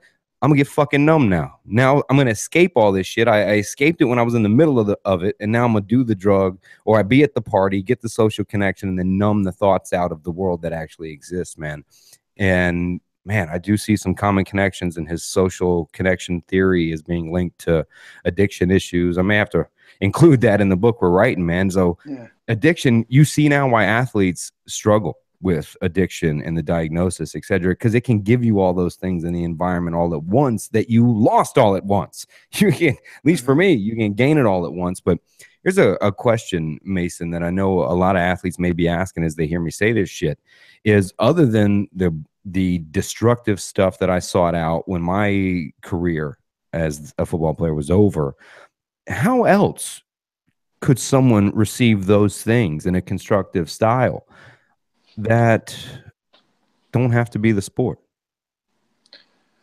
Yeah, that's tough. It's going to be tough. Like how you try to find those things. I think I think it starts first off at like a young age, trying to find those other things that interest you. I think it's making sure your life doesn't.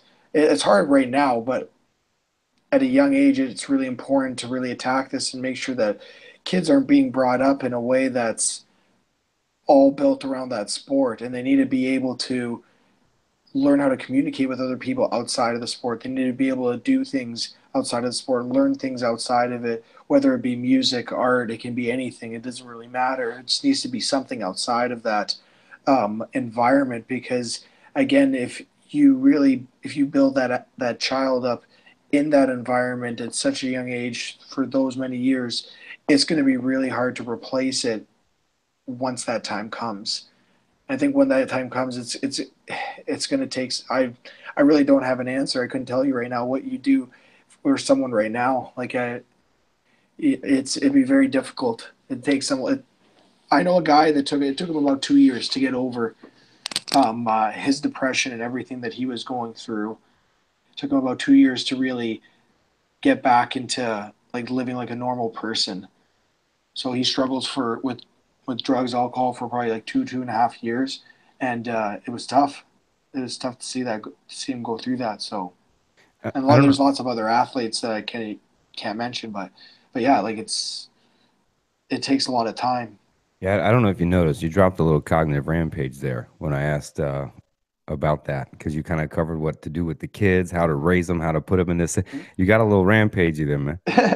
Yeah, well, I get well, I've been known to get in a couple tangents here and there. Yeah, Or so an open floor then on a transition, right? Because you are actually, I'll focus it, and because you are that pro athlete, you were raised as a gladiator, you are currently a pro athlete. Perhaps you could speak to those pro athletes, man, that may not be aware of anything that you and I have discussed here, or noticed in your collegiate playing.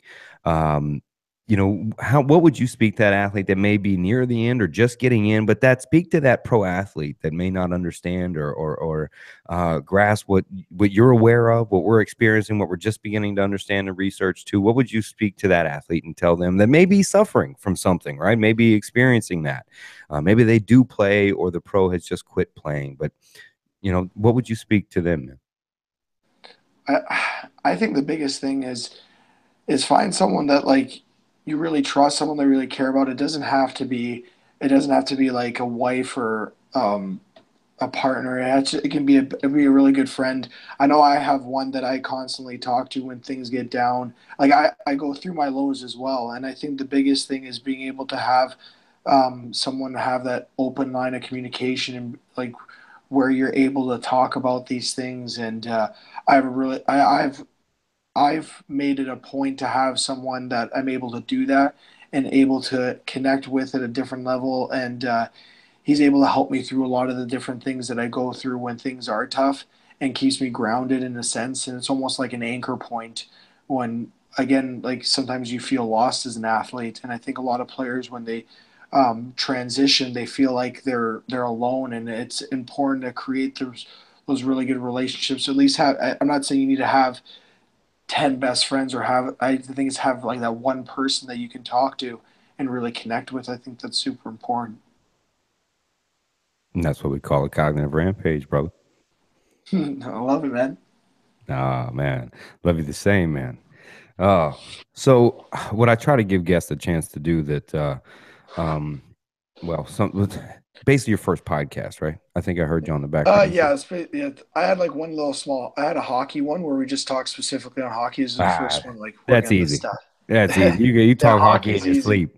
Yeah. Well, there's some. See, it happened to me when I was on Rogan. I call it podcast remorse. That sometimes there's something you get off and say, shit, either I shouldn't have said, or you go, shit, I meant to say and I forgot, or a point I wanted to bring up, man. And I kind of just leave the floor open to you if there's anything that you wanted to get to or didn't get a chance to talk about or something. Um, I think just like talking about, I just think talking about like what you get from the sport, I think it's important to embrace the moment. I think for, again, like what I talked about early in the show, I was I'm an overthinker by trade. Like that's like kind of how that's what's happened. That's me. And so what I've really learned to do is to embrace the moment, and that's that freedom I get, like we just talked about, and reiterating that is like embrace the freedom that your sport gives you. Embrace that moments, those moments, because again, they don't come back again. I don't know for sure, but what I've seen and what I've been able to observe, it it doesn't come back. So like it's very important to be able to embrace those moments for what they are, and because that freedom's hard to come by. Yeah, whew, I would agree, man. Live in that moment. I appreciate you sharing the story, man, and walking down your experience as a pro hockey player, as an athlete, as a business owner, and as just a fucking human being, man. Well, I appreciate you. Thanks for getting out here so I can share my story. And again, next time I'm on here, I'll be able to share some even more insightful stuff. As I slowly build this stuff up. Yeah, So I'm in man. my If infancy stages. Sure, man. That's where you keep going at it, right? Where to help direct anybody that wants to learn about your blog that you're doing, is that's But if you go, what's coming out, your anything else, drop it all, man. Plug it up. yeah, no, I got a Babs hockey website coming up here the next couple of days. It should be up, well, probably next week or so. If you just go on my Facebook, Instagram page, I got Babs hockey and share all several different analytical approaches to scoring more goals.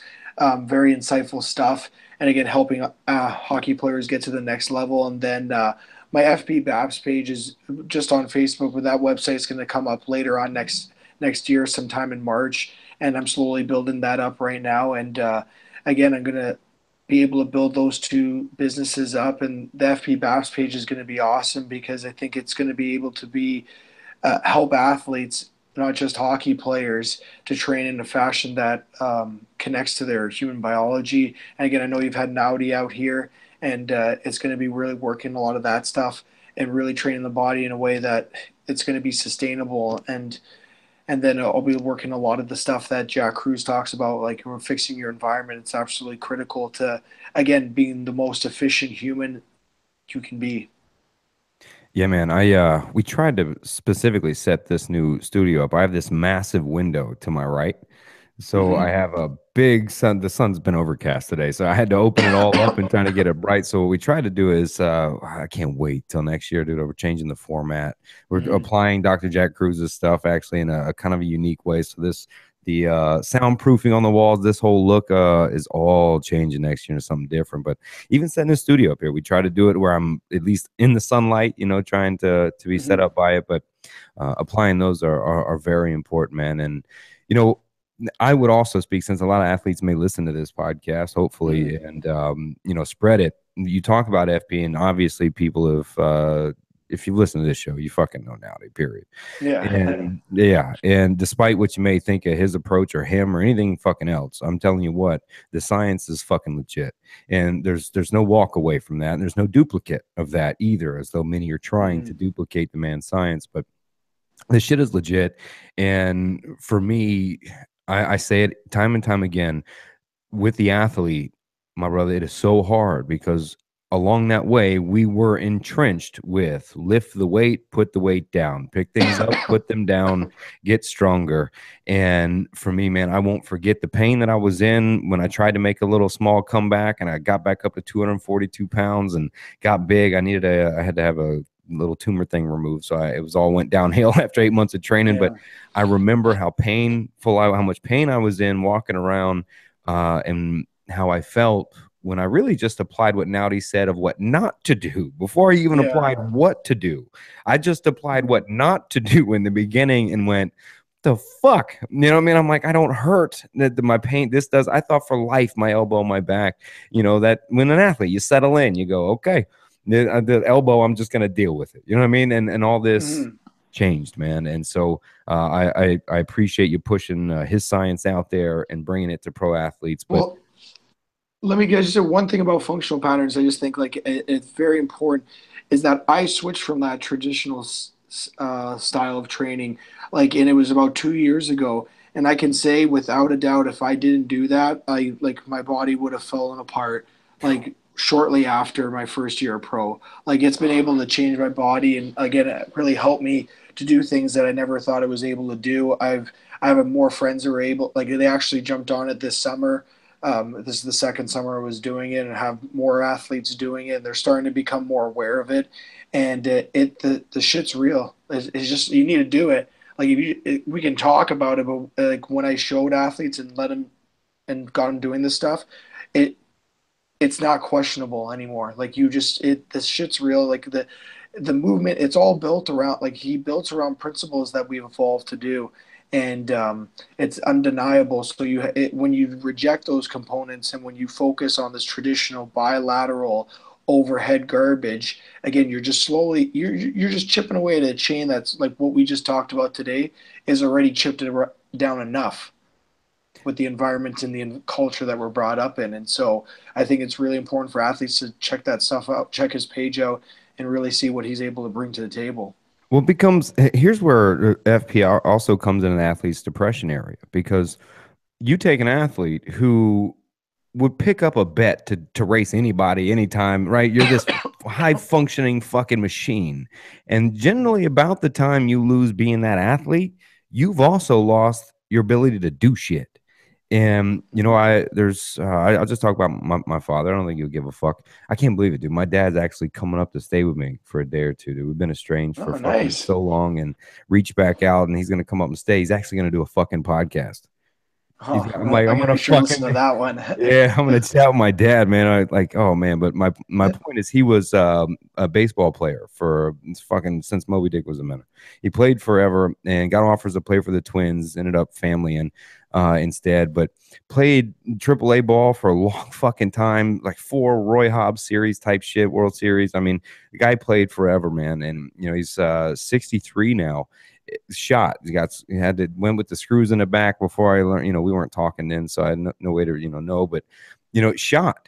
And then when you take an athlete, not only take the mental aspect of who they were away and all the 10 things we just named, you then take their physical ability away because of a bad back. Dude, Daryl Talley, all pro middle linebacker for the Buffalo Bills, Mm, fucking nicest dude you'll ever fucking meet. Had a drink with him once or twice. He hangs out at well, I won't say the bar. I won't go there, but he hangs out as awesome yeah. dude. Massive figure still, right? Every bit of 6'3", got the 240 there, but great shape, still. But he's got to slide his feet, brother. The feet are angled in, Oh the knees are God. shot. He's sliding his feet, knees are shot, man. And then when you take then the athlete's performance away, physical ability away, my brother, you watch a mental decline faster than an addiction to heroin. Just destroy the athlete, man.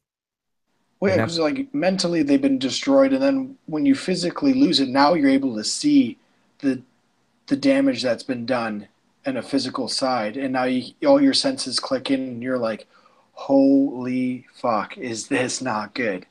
Now you have basically a disabled athlete, ex-athlete, trying to live out mentally and in the regular physically world. disabled. Mentally and Yeah, physically disabled. I mean, and yeah. and I hate the argument. You see a lot of athletes talk about, "Oh, but I need to be the best right now," and I'm like, "Well, you can do that while doing functional patterns, and you're going to be sustainable." Like that's it just doesn't look the same. You're just not throwing weights up and down. You're moving in dynamic three-dimensional ways that are it's unbelievable when you watch it. Like just go look at the videos and like I never thought would be able to do it and now I can. I can do some of the stuff obviously. I'm still working at it, but Well, it just the it's yeah. cosmetic reinforcement is fucking powerful, brother. People assume the correlation with six packs and shredded in Men's Health magazines as healthy, and the Mm. correlation there is not causation a lot of times. And yeah, I'm just saying, I have not seen. I know they exist. I'm not fucking stupid, but I haven't seen very many 60-plus-year-olds walking around fucking jacked. That's why when you see a Yeah. 70-year-old, 80-year-old jack person, they go viral on media, you know. So Yeah. that's when I started questioning shit, brother. When I'm looking around going, I don't see a whole lot of 242-pound ex-linebacker looking motherfuckers that are old. Most of these people are kind of chilling. I'm like, boom, got Yeah. it. I haven't passed 185 since. You know, I've won 65 at one point. 185 is where I stay. And Well, yeah, your body has a weight that it's like that it's built to work it most efficiently at. Like, why have to like why I see it all the time. Like hockey players, oh, I need to be 10 pounds heavier, but yeah, like, you move about 10 times slower now. So what's the point? Like, I don't understand like what you're somebody trying to told do them. here.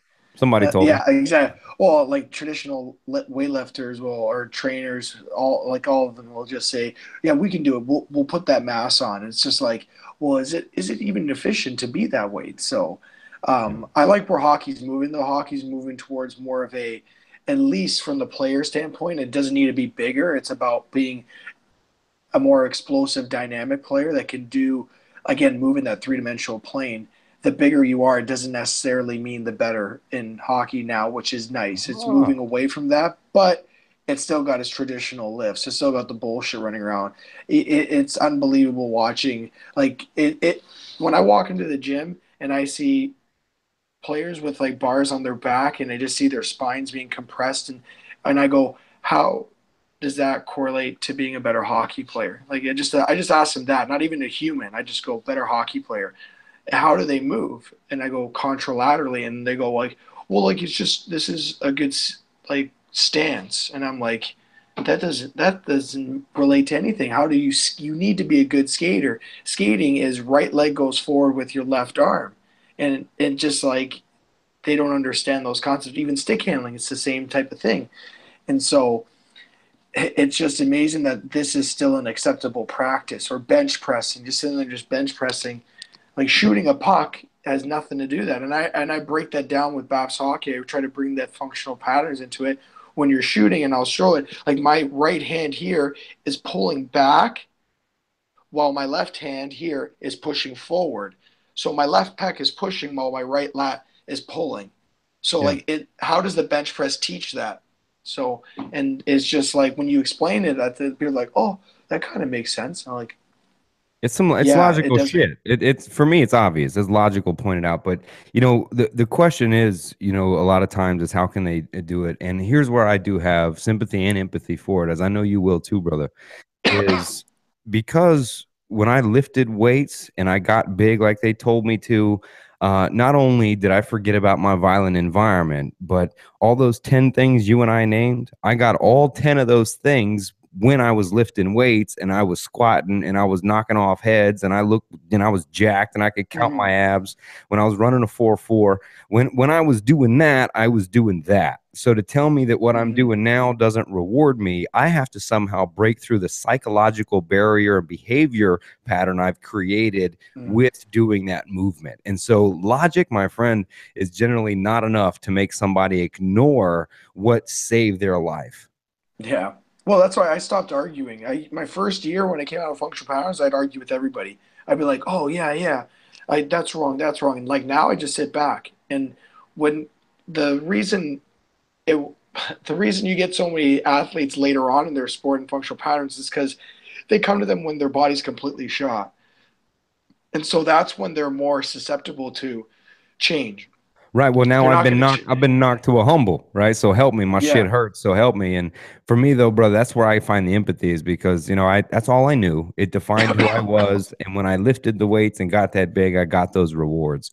And Mhm. for me, shit, I was doing other drugs or this or that, and I didn't care about the risk because of those psychological rewards that I received. Just those, not even counting whatever I thought Mhm. was a biological gain per se, Yeah. right? That so in my mind, I'm thinking I'm making psychological gains, biological gains. I'm getting all kinds of social acceptance, and you're gonna tell me no.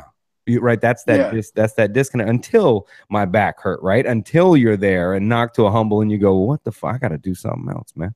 Right? You got to change that. And that's why I urge people question the shit first, man. And you've certainly done that, man. Yeah. Well, yeah, you got to ask questions. That's a, if there's one way to end it, I'd be like, if there's a final note, I probably should. This is one thing I learned, and it's a process. I got a long ways to go, but I question everything. You have to question everything. Really break down what people are telling you, and research it, understand it, and then like I told you, when I didn't know an answer on the pockets, I tell you, yeah, I don't know. I'm not going to give you bullshit. I'm just going to give you what I know, and if I can't answer it, I will go find it. But like you have to question these type of things. Like you can't just accept current dogma as truth. Like there's a lot of shit behind the scenes. I know you see it in a lot of other fields, and honestly, it's almost every field you can find something, whether it be medical, in sports and conditioning, whether it be in again cell phones, lights, everything. Like all of this stuff is like there's a lot of bullshit that's going on. So you have to question it, you have to do your research, and that's how you're going to get to the root of all those problems. And so with functional patterns, have been able to do that and able to get to the root of at least the movement problem. And so there's a lot of other shit to get down. So I'd say we officially turned this into a fucking FP ad. yeah, No, man. we got all functional patterns there. Well, look, I say it from a standpoint of I know what happens to the athlete not only when the mental breaks down, but when the physical breaks down. And when the physical eventually it does. I mean, there's what's his name? It was yeah, I think it was Seau.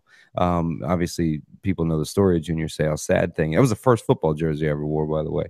And his wife wrote a long blog about what it was like and how long it would take him to get out of bed, to move the legs, to massage the knees, to rotate the back, that it was quite a burden he felt. And that's where I don't want to see the professional athlete, collegiate athlete who has played that long, even high school, who played that long, who got injured, who's been hurt because of the war zone, get trapped there. Mhm. And for me, it's not about the advertising of the FP, sure, but it's about saving their fucking life. That's what it is for me. And that's Yeah. why I tout about it. That's why I say what I say. Well, yeah, no, I don't tell people I'm not making any money off of it. Like again, it's just more of like, hey, it's awareness. You want to be efficient. You want your body. You want to fix your body. You want to feel healthy. Like this is the way to do things. This is more of a helping. Like it's not making. That's usually a filter I use when I question things. Like you look at functional patterns, they toss a lot of information out there for you to learn. So just go out and learn it, understand the concepts, and I think you'll be able to see some truth. Motherfucking functional rampage. What the fuck? Hey Mason, Oh man, I man. appreciate it. We'll really got to wrap it up this time, man. Yeah. We hung out for a while, man. I got daddy daughter dinner tonight, man. That's what my Wednesdays with my little girl. So just me and Oh, her. you got to do your thing. No, I understand. Brother, I appreciate it, Priorities. man. And you got more? You want to chat another time? You're welcome anytime. Just let me know. Okay. Thanks a lot, Adam. I really appreciate it. Yeah, thanks for coming on, brother. Have a good one.